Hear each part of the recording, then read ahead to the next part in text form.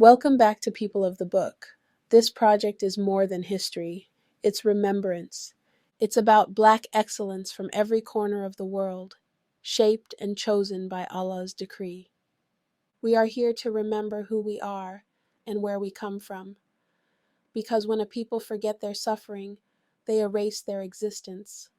But when they remember, even the pain, they revive what was meant to live forever. The story of the Congo does not belong to one tribe, one country, or one century.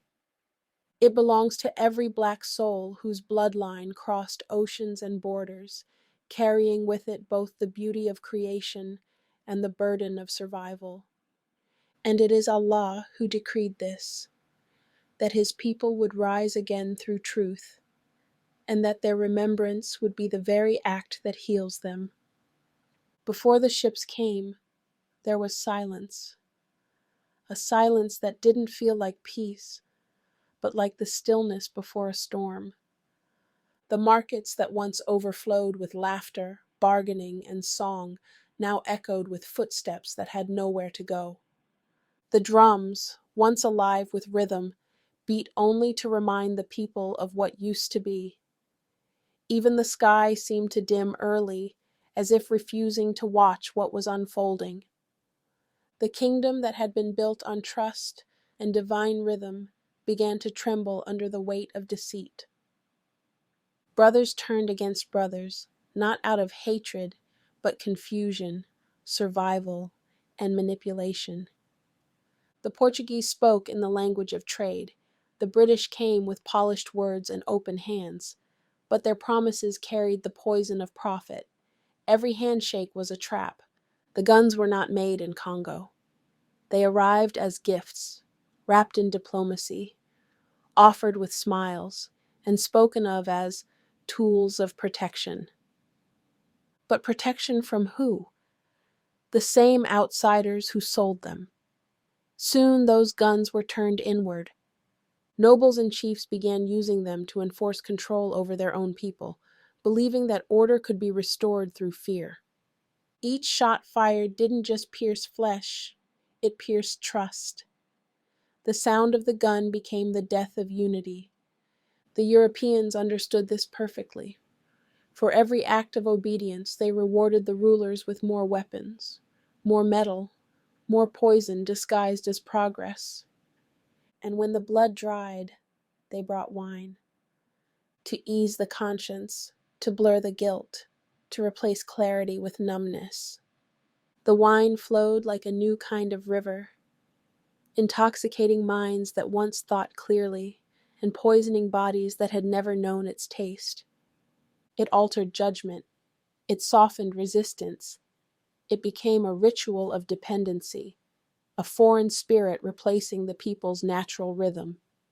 Guns and wine, one to break the body, one to break the soul.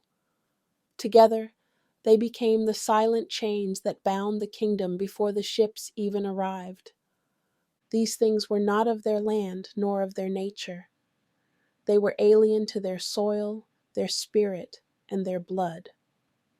Yet they entered so deeply that generations would feel the echo long after the first shot, long after the first cup. They told mothers that their sons were being sent to learn, to see the world, and bring back knowledge. But those ships never returned. The children never came home. They were renamed, baptized in foreign tongues, and raised to believe that conquering others was the only path to freedom. And so, the soil that once fed a kingdom now drank tears instead of rain. What outsiders called progress was, in truth, the slow breaking of a people's soul. When hard times like these arrive, Allah sends signs through the dreams of the people of the land to prepare them for what is to come.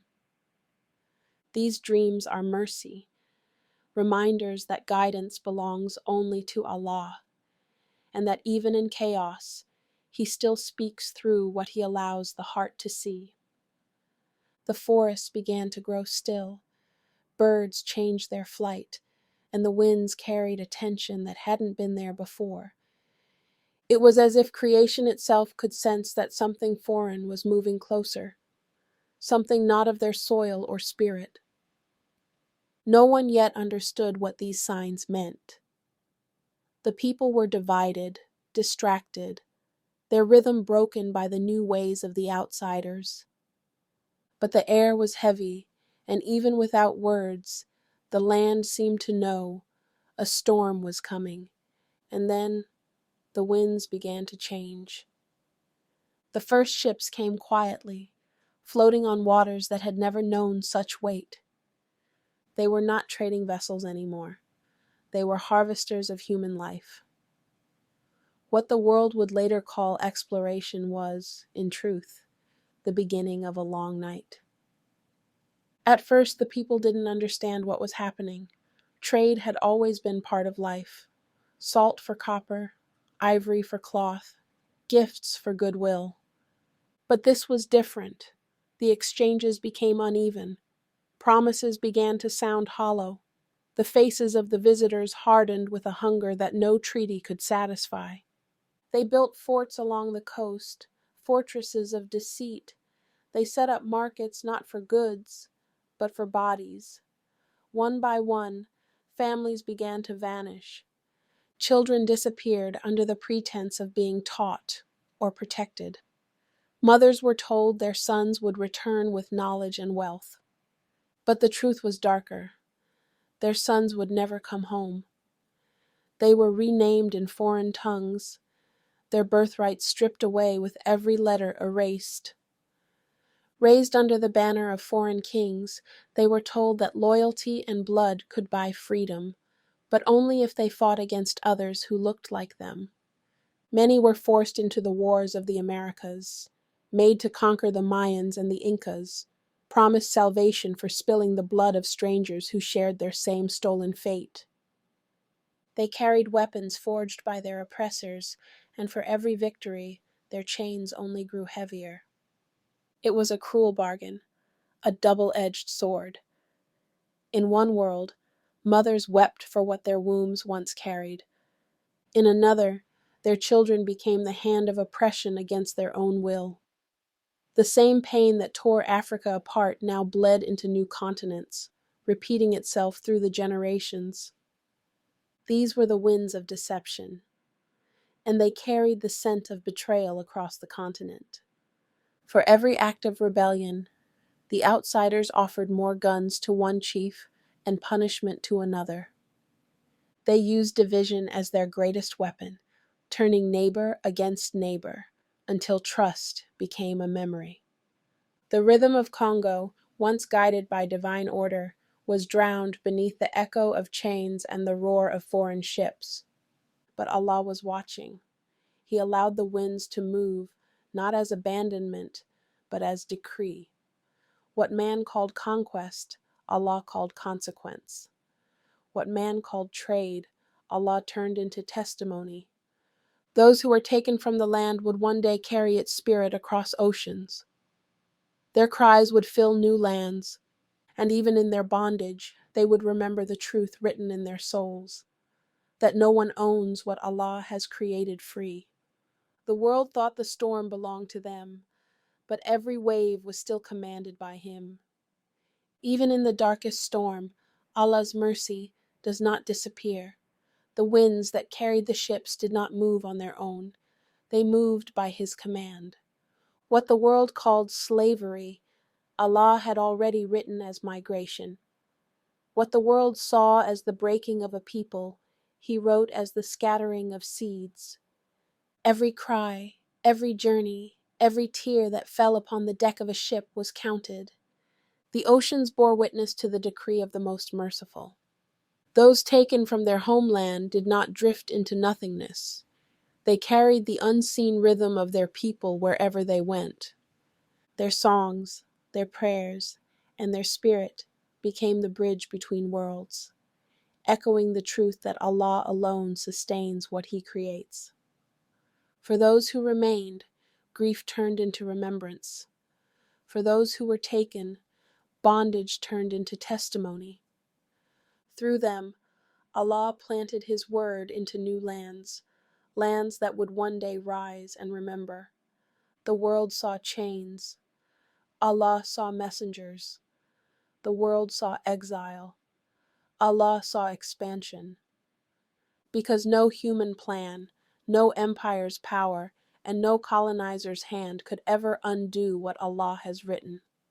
Through the decree of migration, Africa's children stepped foot upon new continents, not as lost souls, but as carriers of divine will. Every step they took, every breath they drew, delivered a wave of change that rippled through history. Even when the world called them forgotten, Allah called them chosen. Their names were changed, but their essence remained His. Their faith was tested, but their destiny was preserved.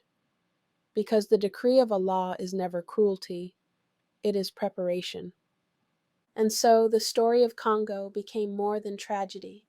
It became a mirror of divine justice, a sign that every fall, when written by Allah, leads to resurrection. As this chapter of People of the Book, Congo, comes to an end, we stand on sacred ground, between the memory of what was and the prophecy of what will come. The next chapter will carry us deeper into the age of slavery, resistance, and the present struggles that still echo through the Congo today. But before we step forward, we must bow our hearts to the weight of what we've learned. Remembrance is not sorrow, it is survival. It is the way Allah preserves His truth through those who refuse to forget. The oppressor recorded his power through chains and blood, but we record ours through remembrance, through testimony, through the breath that still speaks their names. And as Allah reminds us, for indeed with hardship comes ease. Quran 94:5. These stories I'm reviving aren't just about Congo. They are about Africa in its entirety. From the kingdoms that rose to the lands that were torn apart. From the waters that carried pain to the hearts that carried prayer. This story belongs to every child of the soil who has ever asked, "Who am I, and where do I come from?"